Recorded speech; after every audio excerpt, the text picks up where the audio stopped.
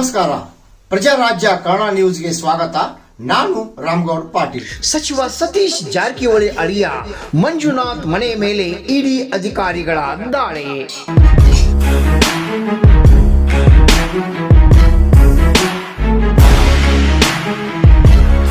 ಬೆಳಗಾವಿಯ ಅಬಕಾರಿ ಹೆಚ್ಚುವರಿ ಆಯುಕ್ತ ವೈ ಮಂಜುನಾಥ್ ಮನೆ ಮೇಲೆ ಬೆಳ್ಳಂಬೆಳಗ್ಗೆ ಇಡಿ ರೇಡ್ ಆಗಿದೆ. ಲೋಕೋಪಯೋಗಿ ಸಚಿವ ಸತೀಶ್ ಜಾರಕಿಹೊಳಿ ಅಳಿಯನು ಆಗಿರುವ ಮಂಜುನಾಥ್ಗೆ ಇಡಿ ಶಾಕ್ ಎದುರಾಗಿದ್ದು, ಮಂಜುನಾಥ್ಗೆ ಸೇರಿದ 6 ಕಡೆಗಳಲ್ಲಿ ಇಡಿ ಅಧಿಕಾರಿಗಳು ದಾಳಿ ನಡೆಸಿದ್ದಾರೆ. ಗೋವಾ, ಬೆಂಗಳೂರು ಮೂಲದ ಅಧಿಕಾರಿಗಳಿಂದ ದಾಳಿ ನಡೆದಿದ್ದು, ಸತೀಶ್ ಜಾರಕಿಹೊಳಿ ಸಹೋದರಿಯ ಪತಿಯೂ ಆಗಿರುವ ಮಂಜುನಾಥ್ಗೆ ಇಡಿ ಅಧಿಕಾರಿಗಳು ಶಾಕ್ ನೀಡಿದ್ದಾರೆ.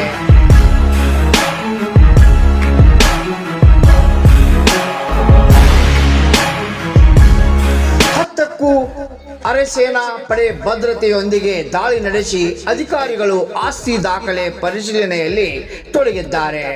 ಬೆಂಗಳೂರು, ಮೈಸೂರು, ಬೆಳಗಾವಿ, ಅರಸೀಕೆರೆ ಸೇರಿ ಒಟ್ಟು 6 ಕಡೆ ದಾಳಿ ನಡೆದಿದೆ ಎನ್ನಲಾಗಿದೆ.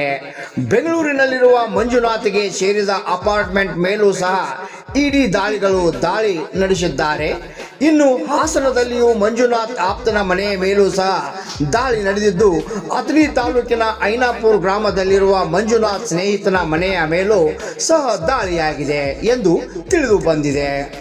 ಬಳ್ಳಾರಿ ಮಾಜಿ ಸಂಸದ ದೇವೇಂದ್ರಪ್ಪ ಪುತ್ರ ಹಾಗೂ ಸಚಿವ ಸತೀಶ್ ಜಾರಕಿಹೊಳಿ ಬಾಮೈದನೂ ಆಗಿರುವ ಮಂಜುನಾಥ್ ಮೇಲೆ ಬೇನಾಮಿ ಹೆಸರಿನಲ್ಲಿ ಜಮೀನು, ಬಾರ್, ರೆಸ್ಟೋರೆಂಟ್ ಸೇರಿ ಅಕ್ರಮ ಆಸ್ತಿ ಸಂಪಾದನೆಯು ಆರೋಪವಿದೆ. ಸದ್ಯ ಬೆಂಗಳೂರಿನ ಅಪಾರ್ಟ್ಮೆಂಟ್ನಲ್ಲಿ ವೈ ಮಂಜುನಾಥ್ ಇದ್ದಾರೆ ಎನ್ನಲಾಗಿದ್ದು, ಅಪಾರ್ಟ್ಮೆಂಟ್ ಮೇಲೂ ಅಧಿಕಾರಿಗಳು ದಾಳಿ ನಡೆಸಿ ಆಸ್ತಿ ದಾಖಲೆಗಳನ್ನು ಪರಿಶೀಲನೆ ನಡೆಸುತ್ತಿದ್ದಾರೆ. ರಾಮಗೌಡ ಪಾಟೀಲ್, ಪ್ರಜಾರಾಜ್ಯ ಕನ್ನಡ ನ್ಯೂಸ್, ಬೆಳಗಾವಿ.